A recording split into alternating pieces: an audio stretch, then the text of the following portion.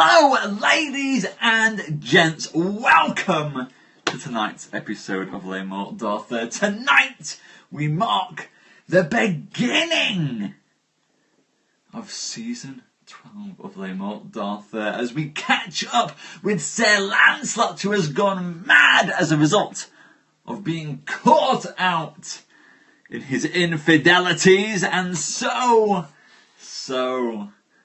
we plunge with him into madness, into forest, into despair, and into another bed. Because this is Mallory, and it wouldn't be Morte if Sir Thomas Mallory didn't throw a random title like How Sir Lancelot in his madness took a sword, fought for the night, and leapt into a bed. Mallory, who knows how to pay stuff. Hello Lars, hello Rabbit, hello Dawn, hello John, hello Karen, hello Katie, hello Aaron. Great to see you all. Come in, settle yourselves down, and welcome. Hello Dawn, hello. Come in. Dawn, you missed the Edgar Allan Poe stuff last night. Well, you didn't miss it, technically. The internet cut out for half an hour, which cocked things up. But the half an hour came back in the end. I was mortified that you didn't get to see me do the Raven live. Hello, waving back at you, Rabbit. Yeah, it was 5 minutes in like tortoise years, but half an hour in human years, Lars. That was it. But catch it. It was good. It was good. We'll do it again live as well sometime. It's one of those poems that I never get bored of reading, Dawn. Never in a million years that I get bored of reading that poem. So you will enjoy that. Hello, horse eggs. Come in. Come in. Sit yourselves down. As you can see, I am in a good mood this evening. I'm feeling energetic, and the reason for this is, ladies and gents, as if anybody ever needed a reason, I've semi-tidied my desk. That's right. Look at this, look at this. Oh, no, that's not it.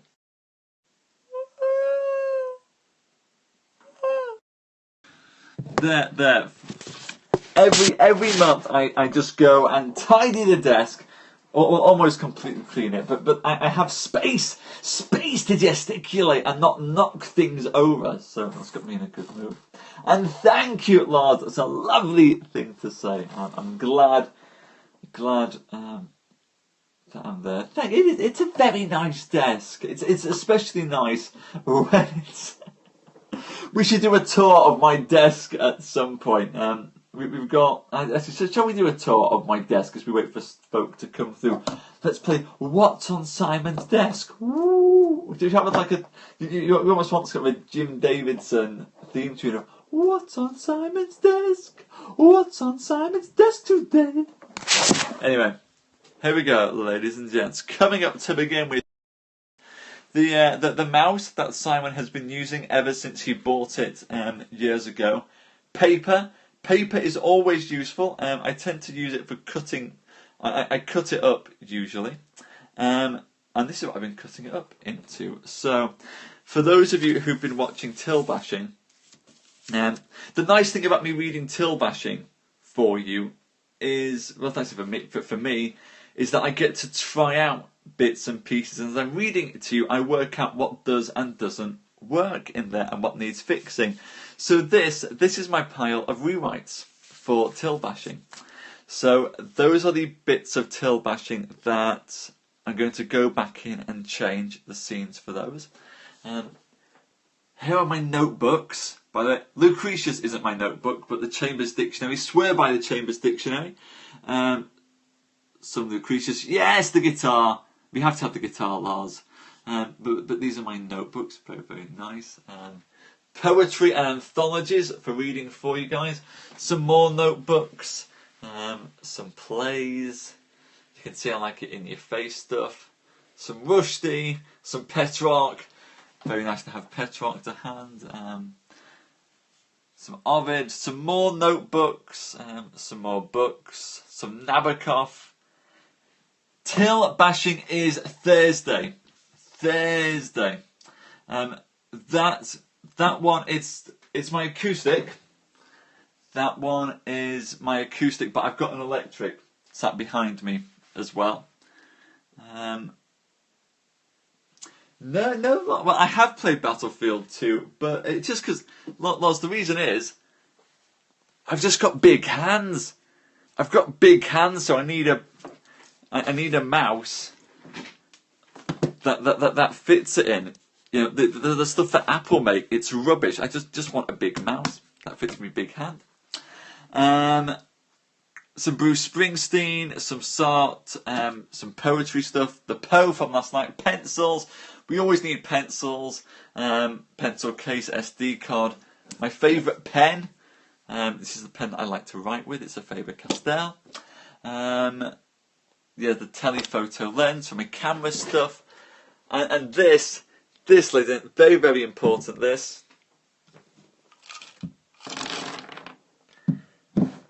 It's my candle that's full of ink cartridges for the pen. So there.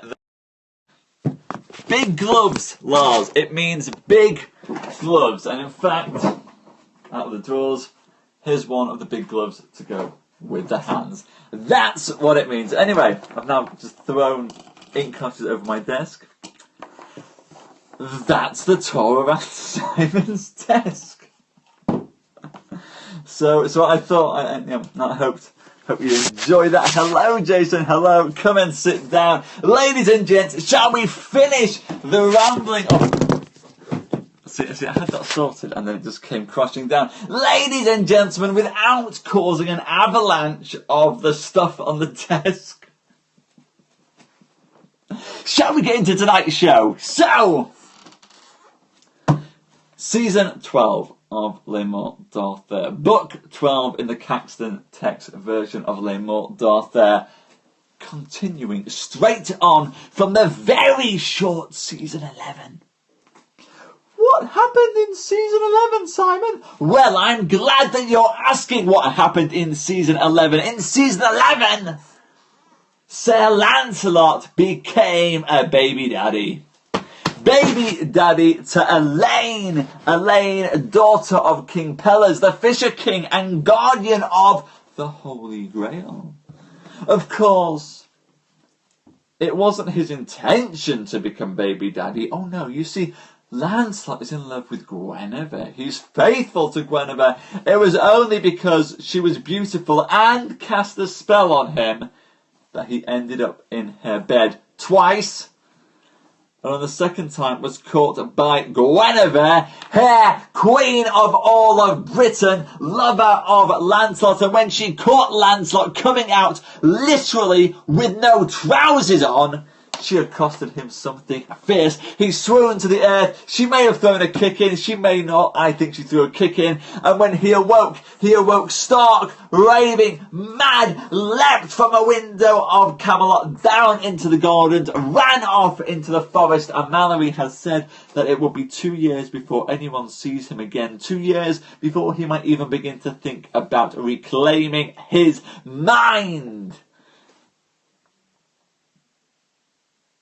And while all this is happening, ladies and gents, the Knights of the Round Table, Sir Percival especially, and Lancelot's brother, Sir Ector de Marine, have gone off in search of him.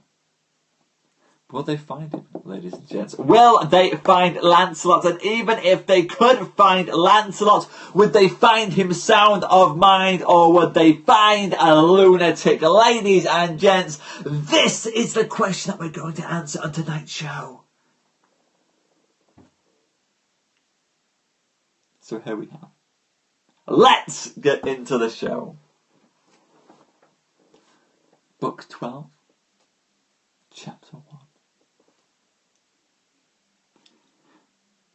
Now, says Mallory, we leave a while of Sir Ector and Sir Percival, and we speak of Sir Lancelot, who suffered and endured many sharp showers that ever ran wildward from place to place, and lived by fruit and such as he might get, and he drank water for 2 years. Which is tough, by the way. Drinking nothing but water when you're a knight and you should be drinking wine and eating meat. Water and fruit is the ultimate punishment. and no other clothing had he but his shirt and his breeches. Thus, as Sir Lancelot wandered here and there, he came to a fair meadow, where he found a pavilion. And there, by upon a tree, was hung a white shield, and 2 swords hung thereby, and 2 spears leaned against that tree. And when Sir Lancelot saw the swords, he leapt to the one sword, took it in his hand, and drew it out. Then he lashed at the shield, that all the meadow rang of the dints, for he gave such a noise as if 10 knights had fought together. Then there came forth a dwarf, who leapt to Sir Lancelot and would have had the sword out of his hand, but Sir Lancelot got the dwarf by both the shoulders and threw him to the ground upon his neck, so that he had almost broken the man's neck. And therefore the dwarf cried for help. And then, as the dwarf cried for help, there came a likely knight, who was well dressed in scarlet, furred with miniver. Anon, he saw Sir Lancelot and believed that he was out of his mind. And then he said with fair speech, "Good man, lay down your sword, for it seems to me as if you have need of sleep and of warm clothes, and you do not wish to wield that sword." Dragon, as long as it begins with a D, Rabbit, as long as it begins with a D, we're sorted. "As for that," said Sir Lancelot, "come not too nigh, for you will do well, and I will slay you." And when the knight of the pavilion saw that, he started back towards the pavilion. And then the dwarf armed him quickly, and so the knight thought by force and might to take the sword from Lancelot, and so he came stepping out. And when Sir Lancelot saw him come so all armed with his sword in his hand, then Sir Lancelot flew to him with such might, and he hit him upon the helm such a buffet, that the stroke troubled the man's brains, and therewith the sword broke in 3, and the knight fell to the earth, as if he had been dead. Blood burst out of his mouth, his nose, and his ears. And then Sir Lancelot ran to the pavilion, and he rushed again into the warm bed. And in that warm bed there was a lady. But she got her smock, and she ran out of the pavilion, and when she saw her lord lie upon the ground, likely to be dead, then she cried and wept, as if she too was mad. Then, with this noise, the knight awoke from his swoon, and looked up, weakly, with his eyes. Then he asked her, where was that madman who had given him such a buffet? For such a buffet have I never had of a man's hand, he said. Sir, said the dwarf, it is not worship to hurt him, for he is a man out of his mind, and doubtly you do not know that he has been a man of great worship, and through some heartly sorrow he has been taken mad. It seems to me, said the dwarf, that he does much resemble Sir Lancelot, for him I once saw at the great tournament at the castle of Lonazep. Jesus defend, said the knight. If that noble knight is Sir Lancelot, then we are in plight. But whatever that knight is, no harm will I do to him. And this knight's name, who said this, was Sir Billant. And then he said to his dwarf, go now quickly on horseback to my brother Sir Sellivant at the Castle Blank, and tell him of my adventure, and bid him to bring with him a horse litter, and then we will bear this knight to my castle. Halfway through tonight's tale, ladies and gents. Halfway through. And Lancelot is absolutely bonkers to put it nicely, smiting right, left and centre, first of all attacking a shield on a tree, then smashing the wits out of this poor man who came and fought him. Now, as Sir Billant has sent for help, Lancelot has gone into the bed there and has fallen asleep. And could it be that the dwarf that Lancelot was so cruel to and Sir Billant could find some way to save him? Hello, Darby, hello! I'm sorry, my eyes have been stuck down at the screen, so I missed you there. And Larry as well. Hello, Larry, he says, scrolling through. Welcome. Hope you enjoy the show tonight. Darby, Dawn, Dragons and Dwarves. There we go. The 4 Ds of Les Morte d'Arthur. So, the dwarf rode fast and he came again, and he brought Sir Lancelot with him, and 6 men in a horse litter. They took up the feather bed with Sir Lancelot inside, and so carried him all the way into the castle blank. And he did not awake until he was within the castle. And then they bound his hands and his feet, and they gave him good meat and good drinks, and they brought him again to his strength and his fairness. But in his mind, they could not bring him again back to who he was, or to know himself. And thus was Sir Lancelot there for more than 1.5 years, honestly arrayed and fair to see. And upon a day, the lord of that castle, Sir Billant, took his arms on horseback with a spear to seek adventures. He rode in a forest, and there met with 2 knights. The one was the evil knight, Sir Bruce Sans Pité. The other was Sir Berthelot. And these 2 ran both at once upon Sir Billant, broke their spears upon his body, and then drew out their swords, and made great battle, and fought long together. And at the last, Billant was sorely wounded, and he felt faint, and he fled on horseback towards his castle. And those 2 knights came hurling under the castle, where Sir Lancelot lay in a window. And when Lancelot saw those 2 knights lay upon Sir Billant with their swords, and he saw that, then he was sorry for his lord Sir Billant, and he broke the chains from his legs, broke the chains from his arms, and in the breaking he hurt his hands sore.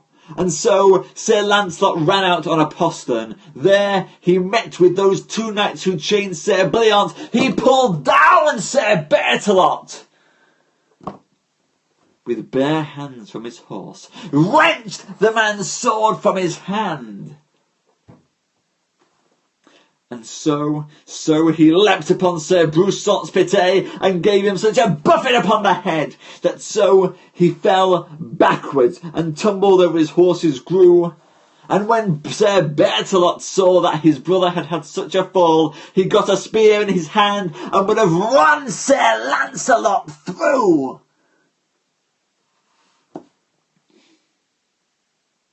That was seen by Sir Billant, who struck off the hand of Sir Berthelot. And when Sir Bruce and Sir Berthelot got their horses, then they fled away.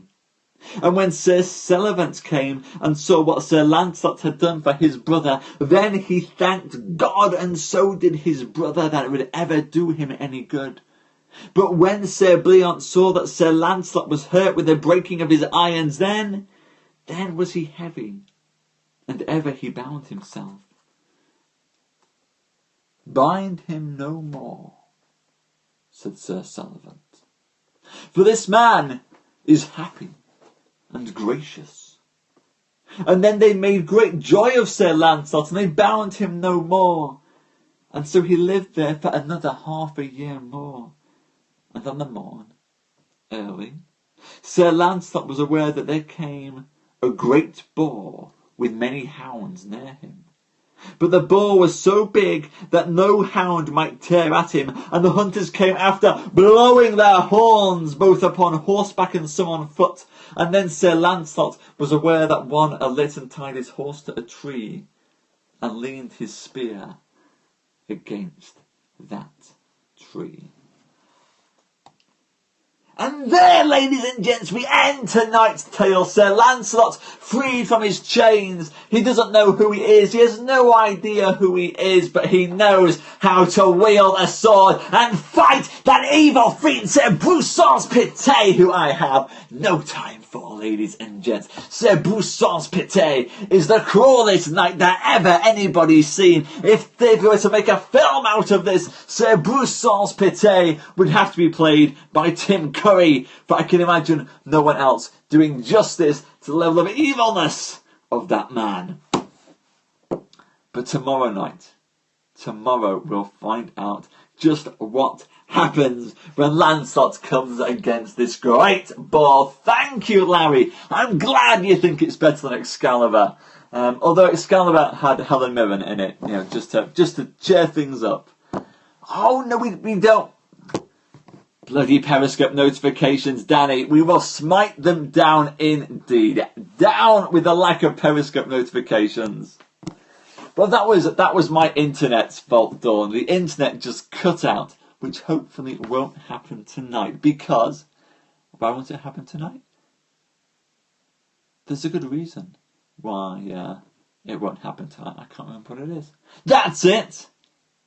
Because we are doing... Well, the spray tan is important, Dawn. The spray tan is important.